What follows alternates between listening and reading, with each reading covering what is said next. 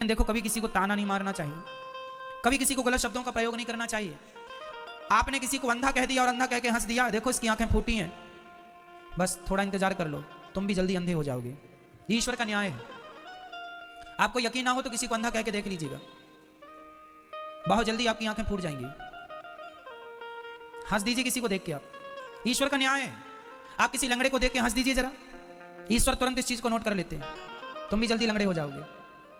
आप किसी महिला को यह कह दीजिए, तू तो बांझ है बांझ, बस ये कह दिया ना तुमने, और तुम्हारे कहने से वो रो पड़ी, दुखी हुई, तुम्हारी पीढ़ी में, तुम्हारे आने वाले पीढ़ी में, तुम्हारी आंखों के सामने, तुम्हारी परिवार, तुम्हारे घर में कोई ना कोई बांझ होगा। क्यों होगा? तुमने कहा है।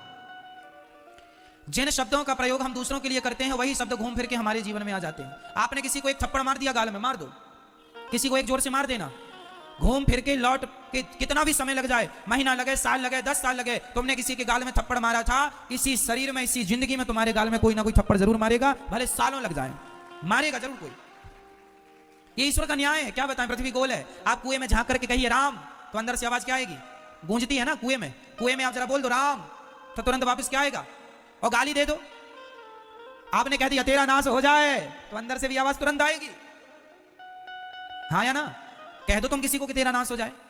ये तुम सोचते रहते हो ना किसी के बारे में बुरा बुरा, ना सोचा करो, ना बोला करो, बहुत मायने रखती हैं ये बातें।